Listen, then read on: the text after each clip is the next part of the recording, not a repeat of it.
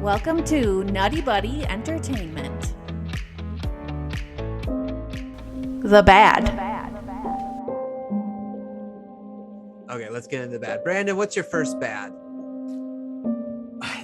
Like I mentioned, precursor, I like it all. No, but I would say the one thing is that there was some parts of the show that like were shot really cool, looked awesome, and then all of a sudden I kind of felt like I was watching like a hyper realistic like soap opera where it was like really soft and kind of just pulled me out of the show a little bit. Did it ruin my experience watching this show? No, but I guess there's like certain times where I'm just like, this show looks really hyper realistic, if that maybe makes sense. Like it was almost too HD. I'm not one to really complain about CGI usually. That stuff doesn't really bother me. It is what it is. But like there was just a few moments where it just was like, why does it look this way? Where it almost felt like it looked different, and then it would go back to the way it was looking before. I don't know if that makes sense, but that was just something that I kind of noticed. Yeah, no, that's totally makes sense. Yeah. Let's see here. Brian, what's your first bad? My first bad is the Council of Gods. That's in my ugly. Yeah. Yeah, okay. Yeah. I just have it in my bad just because like it opens up a lot of questions, and I'm still not sure if they all died or not because Amet needed to be inside of her avatar to be killed, and it looks like Harrow killed all of them while they were in their avatars. So I don't know. Altogether, I like where the direction of it was, but I don't think enough time was spent there to develop why they're on Earth and what they're doing. They kind of hinted towards it, so maybe next season we'll get a better look of it. But that was kind of in my bad. I like the concept, but I don't think enough time was kind of spent on it. That's fair. Yeah. I'll touch on them a little bit more when we get into the ugly. Okay. But I don't want to get ahead of myself here. I'll start with one on my bad. Then I'm going to talk about how the one thing that I just can't like get out of my head in this series is how the heart balanced. I know that there's many theories out there, but they're in a different realm on a spiritual level where they're supposed to be able to read Mark's complete heart, right? We still have this third personality that isn't dealt with. So we saw how Steve and Mark, were able to coexist and balance, but Jake is still in there. And I just don't know how his heart balanced with not confronting Jake. That's the part of the writing that I really wish they would have at least explained, because see, if it was inside his head, that's easy to explain. He just doesn't recognize Jake, but since it's in this real reality and it's on a more spiritual level, to me, it doesn't really make that much sense that his heart would have balanced, because Jake's still there. So. And wasn't everyone waiting for them to go find that tomb or like that sarcophagus that was like shaking? Like everyone's waiting for that to go break open or be open as they walk by, and they're like, "What does that mean?" Especially when that like, like why didn't we get more of that? That was so tantalizing.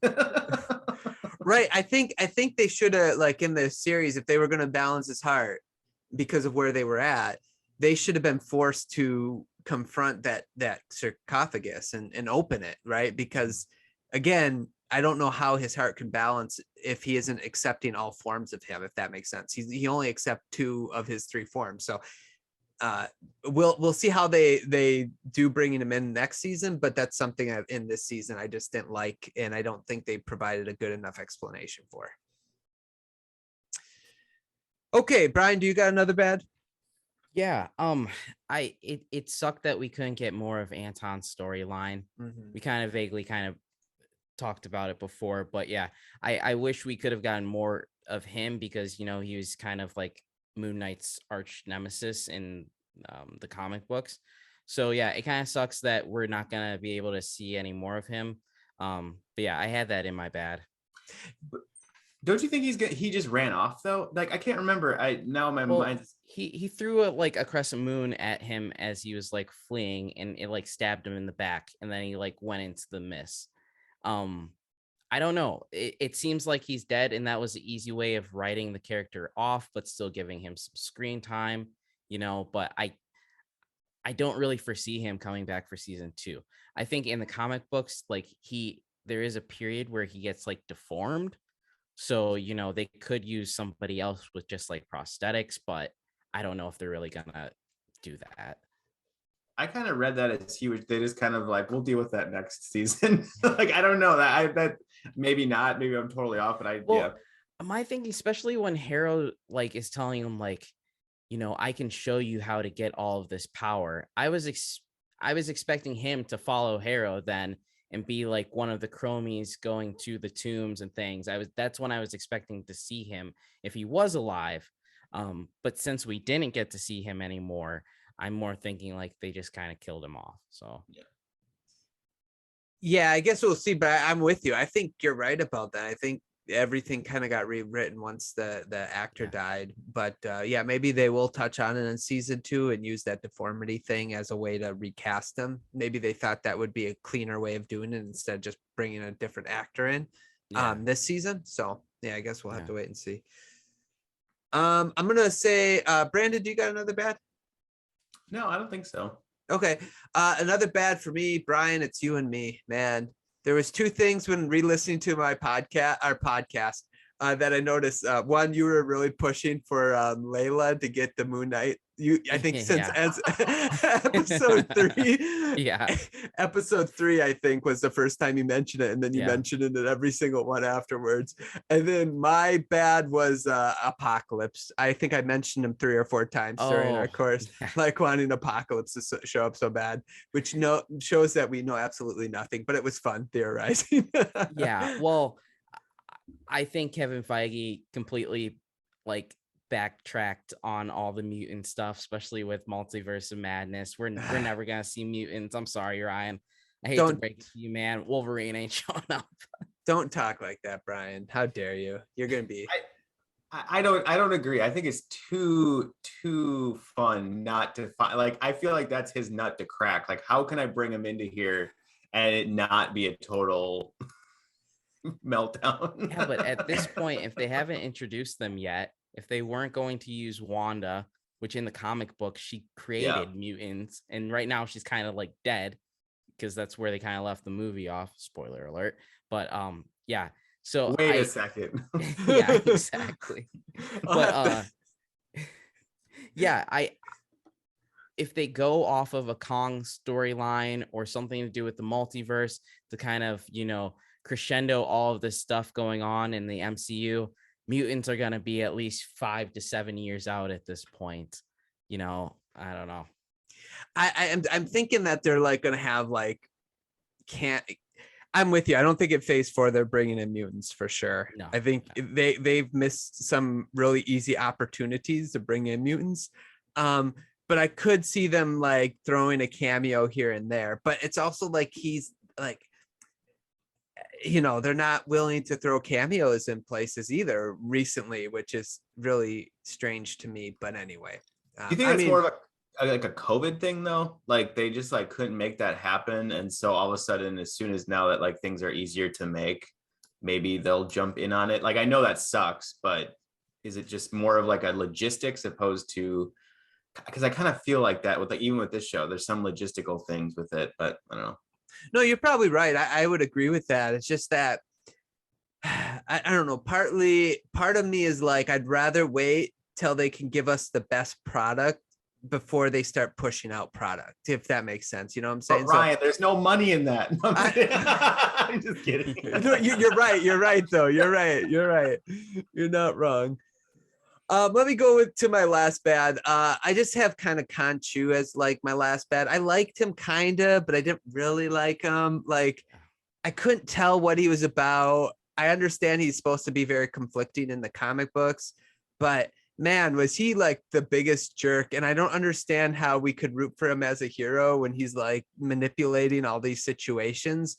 And then I was like, there was moments in like watching the first 2 episodes and I'm like, why didn't he just use Jake here? Because he's supposed to have more control, I think, over Jake than the other 2.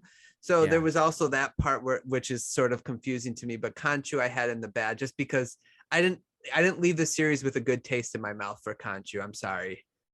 No, yeah, especially in that limo scene. He was also in my bad. That was my last bad as well. But yeah, he buried the lead the entire series, which is fine. But I my biggest gripe is what I kind of said for a couple of the episodes was the whole like manipulating the world aspect of it. Um, just with even the Eternals and stuff that was happening there, I don't like that just because it just creates this kind of vacuum of like, okay, how's everybody else reacting to this? And we're not getting any aspects of like, what other people are seeing. So, and it's kind of weird because they, with the Jackals and then Ahmet and Khonshu fighting, like we're supposed to believe like they can't be seen, we're kind of getting disruption around them, but they can't be seen at all. So it's like with him manipulating this, like everybody's seeing him, it's bright day out and then it's all of a sudden nighttime. So I agree. I don't, and like when you talk about like not bringing other characters into the TV show, I like that they didn't do that, but they wrote some sequences in a way where other characters from different parts of the world should have been like, hey, what is going on in here? We need to go and investigate. Yeah, Wong at some point would have probably showed up, Correct. And Steven, but he Yeah. because he likes to hold the knife, he needs to be in charge of the knife. So, yeah. That I kind of, and again, because I went in pretty blind with this, I was thinking Khonshu is maybe going to turn into like the baddie, like it was like Haro's character was like the misdirect, and it was going to like shoot into like he's actually the bad one, and then obviously like my initial thought the first few episodes is Khonshu's going to jump to, I think what you said that Brian, jump to Layla, right? Yeah. And so like and then it was going to shift. Like I was like, oh, she's going to be like a jilted, divorced, like want to like be out for Steven and Mark kind of thing. But that's me being blind and very not knowing what was going to happen. Yeah, but it kind of sets up Khonshu like at the end of the episode to, being sort of like the villain, but it's confusing because also Moon Knight is supposed to be the hero, so how can you have his powers and be the villain and the hero? So yeah, like I was thinking like an anti-hero, kind of like a Breaking Bad kind of thing, where you're kind of rooting for him, but you're not quite sure if he's going to turn. Yeah. Thanks so much for listening to Brandon, Brian, and myself break down some of the Moon Knight series. Let us know in the comments below what was your great, good, bad, and ugly of this series. If you'd like to listen to the rest of our conversation, the description to the podcast is in the link below. You can click on it or search NuttieBuddie Entertainment wherever you listen to podcasts. Subscribe to the channel, like the video, share it with your friends. Thanks so much for listening. I hope you guys enjoyed, and we will talk to you guys soon.